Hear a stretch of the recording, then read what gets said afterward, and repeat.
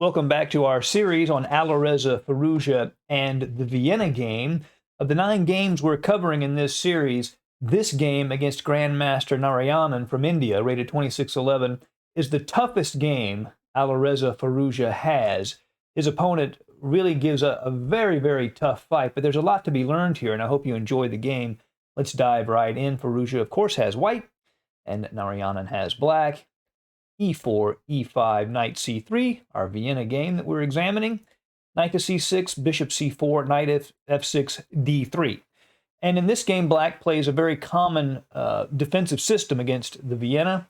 Knight to A5, going directly after the bishop at C4. That's a very powerful bishop if it remains undisturbed, so he immediately goes after it. Firouzja plays the bishop back to B3, bishop to E7. Now, in the Vienna, white often plays for the F4 pawn break. The move knight G to E2 is very common here, preparing that pawn break.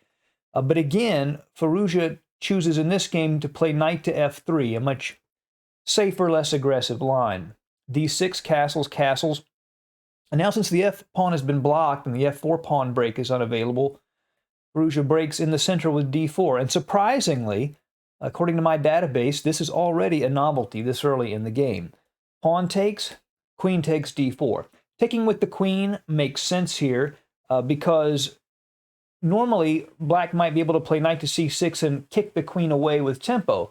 But here he does not want to move the knight back to C6 because then he would just lose the tempo from playing knight A5 and would no longer be able to capture the bishop at B3. So queen to D4 makes a lot of sense. So he attacks it not with the knight, but with the pawn. C5, directly hitting the queen. Now, the problem with this move is that it weakens the D5 square and creates a backwards pawn at D6.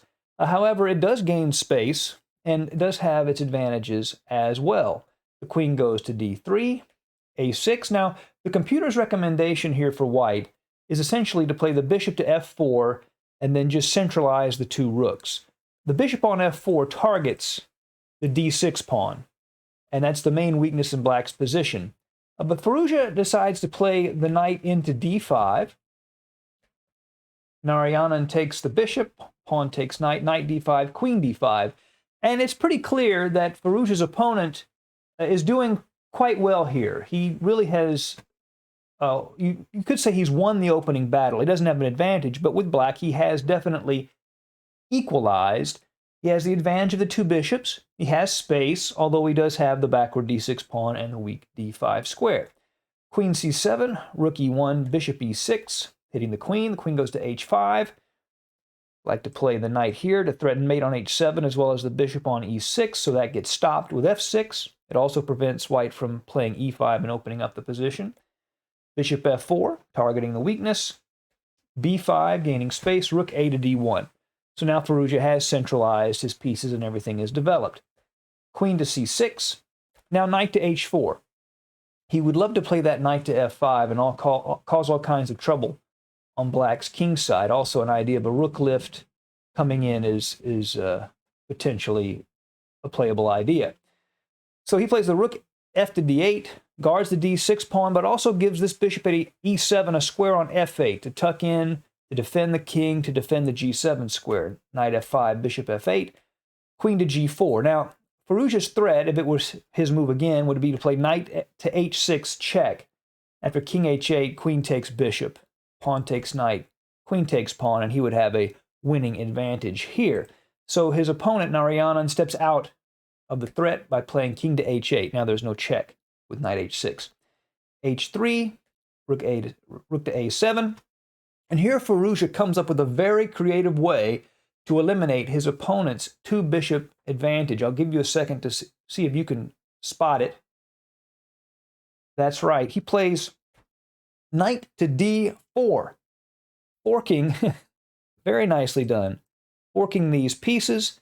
And if the pawn takes the knight, the queen takes at E6. And after a few exchanges, the rook comes back, and yes, black is up a pawn here, but white has enough active pieces and is doing just fine. His opponent, instead of taking the knight, takes the queen, bishop G4. Firouzja takes the queen himself. Of course, he's forking these two rooks, but he doesn't win material because black is also attacking white's rook on d1, which he takes. Rook takes d1, rook a d7, knight takes d8, rook takes d8. Now, Firouzja has regained, I would say, a slight advantage here because he's got something to work on. He's got this d6 pawn to attack, and black at the moment has very little counterplay. He just has to hold on to d6. So Firouzja switches over. Of course, there's also this pawn at a6 he can work on. The rook goes to a8. Bishop to d2 to keep the pawn from advancing.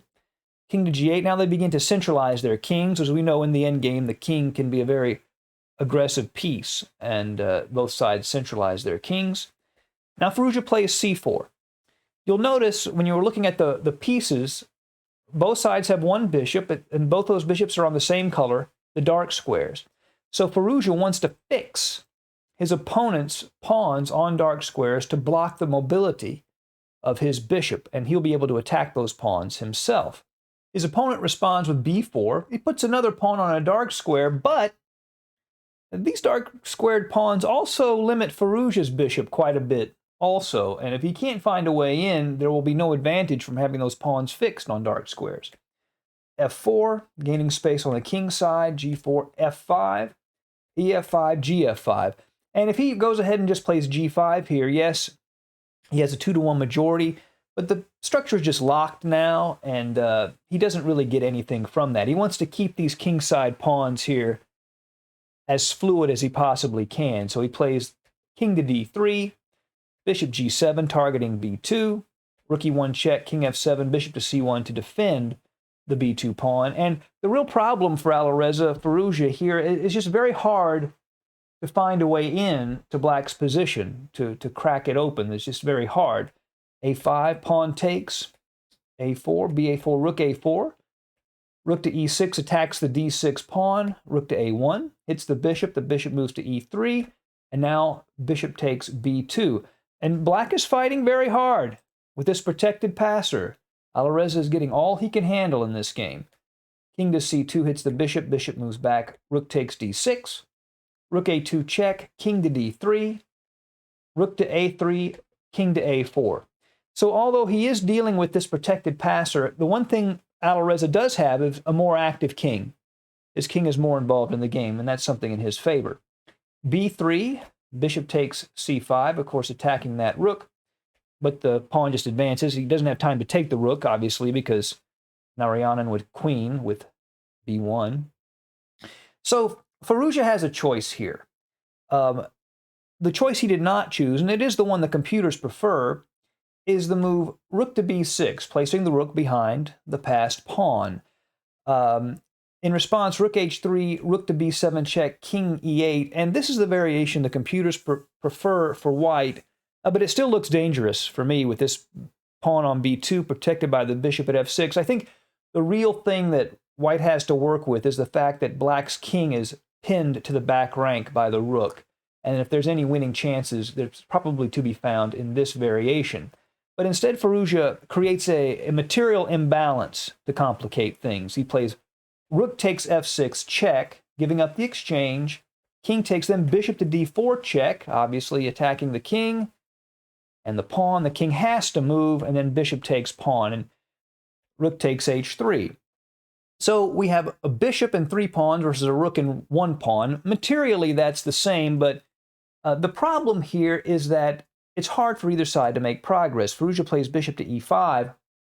What happens is that this rook can stop this c-pawn from advancing, and the king can stand in front of these f-pawns. And it makes it hard to make progress. Rook to h1, c5, rook to c1. We know the rule is rooks belong behind passed pawns, whether they are your own or your opponent's.